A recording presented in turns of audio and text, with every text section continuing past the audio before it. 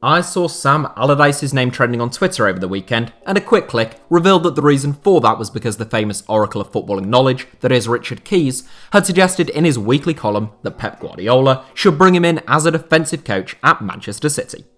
Following the exploits of both Manchester United and Liverpool on Sunday afternoon, presumably Pep will now be in a fierce battle with Ole Gunnar Solskjaer and Jurgen Klopp as all three fight furiously to get Big Sam through the door and ensure defensive solidity for the rest of the season. Or maybe they won't be, and Richard Keys is just a cretin. I'll let you decide which is the most likely. Anyhow, I have old Keysy, the unlovable prehistoric philandering rogue, to thank for putting Sam Allardyce's name in my head, since he gave me this video idea. It took Big Sam until he was 60 years of age and had been in football management for some 25 years before he finally got his dream job. It was an appointment which would have seen scorn poured upon the FA at any other time, but following humiliation against Iceland at Euro 2016, the nation was open to anything going forward. Sadly for Big Sam, following decades working his way up to that very job, he only managed 67 days and just a solitary game before he was on his way again. Allardyce was caught in the midst of a Daily Telegraph sting operation in which he was alleged to have accepted £400,000 from a fake businessman in exchange for advice on how to bypass FIFA and the FA's rules over third-party ownership, although it does at least mean that he has the highest win percentage of any England manager of all time. Big Sam's sole game in charge of England was a 1-0 win against Slovakia in the opening game of the country's 2018 World Cup qualifying campaign. Allardyce had set expectations pretty low by stating that he might take a draw before kickoff, but a 58th minute red card for Martin Skrtel and a 95th minute winner from Adam Lallana gave England all 3 points in the former Sunderland boss's only game in charge. I'll level with you, good people of YouTube, I don't really enjoy making these Where Are They Now videos, or at least I don't enjoy them as much as making my documentaries, opinion pieces, and in-depth financial or historical videos, which I enjoy a lot more. But unfortunately, I don't have the time to make 7 of those videos a week, and I especially didn't have time today since I had to have a long conversation with my boss about this channel. Hopefully we can reach an amicable arrangement, but just in case, and even if we do really, I'd recommend following me on social media, especially Twitter, where the username is just at HITC Sevens if you're a fan of the channel, so I can always keep you posted on whatever is going on. Right, okay, following the longest introduction in the history of YouTube, here is Sam Allardyce's only England 11, where are they now? Joe Hart, Tottenham Hotspur. Still England's undisputed number 1 back in 2016, that was the final year in which that would be the case. It was in the summer of 2016 that everything started to unravel for Joe Hart, as Pep Guardiola took charge of Manchester City and made his feelings about the 4-time Premier League Golden Glove winner pretty unequivocal. Claudio Bravo was to come in, and Hart was heading out, and he ended up making a surprise loan move to Torino. The Englishman struggled in Turin, and that would be the start of 4 years of struggles in truth. A loan move to West Ham and a permanent switch to Burnley followed, but having fallen out of favour at both, Hart most recently signed for Spurs as a backup to Hugo Lloris. He hasn't played for England since 2017, and he no longer even makes the England squad. Kyle Walker, Manchester City. We go from a man who was shunned by Pep Guardiola at Man City and now plays for Tottenham to a man who was signed by Pep Guardiola at Man City, having previously played for Tottenham. Kyle Walker was still at Spurs when he featured in Sam Allardyce's only England international, but the following summer, he signed for Man City in a deal worth a reported £45 million, with the potential to rise to £50 million. Walker had a solid first 2 seasons at the Etihad, but he too has now fallen slightly out of favour with Gareth Southgate. The 29-year-old hasn't fallen off a cliff like Hart, but he has shown some rashness at both club and international level, and he faces stiff competition from the likes of Trent Alexander-Arnold, Reece James, Aaron Wan-Bissaka, and Tariq Lamptey at right back. Gary Cahill, Crystal Palace. Gary Cahill was still very much a regular for both England and Chelsea back in 2016, and Joe Hart was the only player to win more caps than Cahill for England throughout the calendar year. The dependable centre-back, who began his career at Aston Villa, retired from international football following the 2018 World Cup. In total, Cahill won 61 caps for the Three Lions, only really becoming a regular once the likes of John Terry and Rio Ferdinand had retired. Now aged 34, Cahill left Chelsea last summer in a move to Crystal Palace, where he was excellent up until he was ruled out with a pretty nasty injury, which has seen him miss the early parts of this season. John Stones, Manchester City.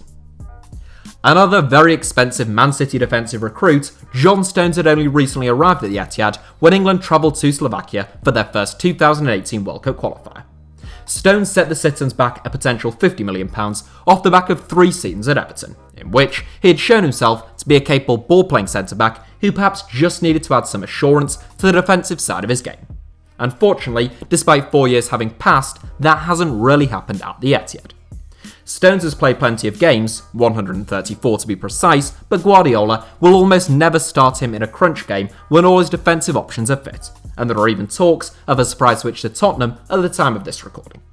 On an England front, Stones became a nailed-on starter in 2018, but lost his place in 2019 and has failed to make either of Gareth Southgate's squads in 2020. Danny Rose, Tottenham. Danny Rose is at Tottenham at the time of this recording, on Monday evening, but it's quite possible that he won't be by the time this video comes out. Although he is 30 years old, Danny Rose didn't actually make his England debut until 2016, but he became a virtual ever-present that calendar year. It was an impressive loan spell at Sunderland that proved to be the launchpad for Rose's Tottenham career, and he has played over 200 games for the club in total. For a couple of seasons at White Hart Lane, Rose was outstanding, twice making the PFA Team of the Year, but like a number of this team's back 5, he has had his struggles in recent years. Rose spent the second half of last season on loan in Newcastle, and a future at Spurs under Jose Mourinho seems highly unlikely. Jordan Henderson, Liverpool.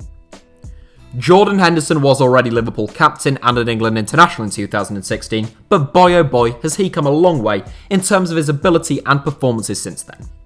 Henderson began to establish himself as an England international in 2014, but it wasn't until 2018 that he probably started to win over the hearts and minds of England fans.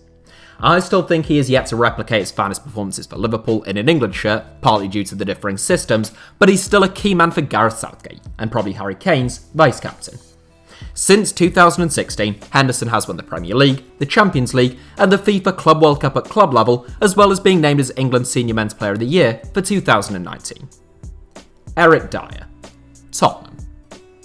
Eric Dyer may only be 26, but he's already had his fair share of ups and downs. Back in 2016, fresh off the back of his second season at Tottenham, he was one of the first names on the England team sheet and looked to be a safe bet as England's long-term solution in defensive midfield. Fast forward a few years to 2019, and Dyer found himself out in the cold when it came to the England team and struggling to find form in North London. He's still at Tottenham, and he's now back in the England squad, having somewhat reinvented himself under Jose Mourinho at centre-back, which is supposed to be his favourite position. Wayne Rooney, Derby County. The riddle of Wayne Rooney's England legacy is one that even Alan Turing would struggle to untangle and decipher. Capped 120 times by England, Rooney scored a record-breaking 53 goals, both figures, that ought to make him a bona fide England legend. However, other than his breakout tournament in Portugal in 2004 when he was a teenager, we never really saw Rooney take a major finals by storm. In fact, post-2004, Rooney only scored 1 goal in the knockout stages of a major tournament, which came in a defeat to Iceland in 2016. At club level, Rooney has had 4 different teams since 2016. He spent the 2016-17 season at Manchester United, the 2017-18 campaign at Everton, then came 2 seasons in the MLS with DC United, followed by a move to Derby County last January. Raheem Sterling, Manchester City. There is a strong Tottenham and Man City influence upon this 11, both in 2016 and at present, and Raheem Sterling is still with the same club as he was 4 years ago. He might be at the same club, but Sterling most assuredly is not the same player. Following much criticism upon his arrival at the Etihad from Liverpool in 2015, through the combination of a fantastic work ethic and the work on the training ground of Pep Guardiola, Sterling has become one of the most effective wide players on earth. He has scored 23, 25, and finally 31 goals in each of the last 3 seasons, making his critics eat their words, and those who bemoaned his presence in the England squad are a whole lot quieter these days. Harry Kane, Tottenham. One of roughly half of the starting 11 that are still with the same team now as they were in 2016, Harry Kane is England's finest player as far as I'm concerned. Long renowned as a prolific goalscorer, I've always commended Kane's all-round quality and link-up play on this channel, but never has that been as emphatically on evidence than in the early parts of this season. Despite a number of setbacks, possibly caused by fatigue and a lack of proper rest, Kane seems to have come back even stronger than ever. He is lethal, intelligent, and is starting to exhibit an ability to create goals as often as he scores them under Jose Mourinho.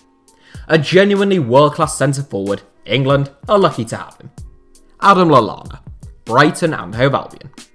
The last man in Sam Allardyce's first and last England starting 11, Adam Lallana, was also Big Sam's only goalscorer during his brief reign in charge of the Three Lions. Lallana scored a last-minute winner against Slovakia, which is one of only 3 goals he has scored for England, although I suspect it would be a fair few more were it not for injuries. Lallana is a brilliant, inventive and intricate midfield playmaker who is great to watch, but sadly, he is made of glass. He left Liverpool, who he joined in 2014, to sign for Brighton in July, and one hopes he can have some sustained fitness back on the south coast. Unfortunately for Lallana, even if he makes a flying comeback at the age of 32, he faces intense competition for a spot in the England squad in either a number 10 position or out wide these days. So that was the England starting 11 that beat Slovakia 1-0 in Sam Allardyce's only game in charge of the Three Lions. Meanwhile, of the 3 substitutes who came on that day, Dele Alli is still with Spurs, having endured a difficult couple of years on the pitch. Theo Walcott now plays for high-flying Everton, and Daniel Sturridge has been a free agent since having his contract terminated by Trabzonspor due to a betting-related worldwide ban from football. So that's all from me for today, but thank you all for watching. You're all brilliant. Give us a like if you enjoyed the video, let me know your thoughts down below in the comments, and make sure that you are subscribed to HITC Sevens. Oh, and as I said, if you're a fan of the channel and any of my work, your best bet is to follow me on social media. You can do so on either Twitter or Instagram, where the username is just @HITC Sevens.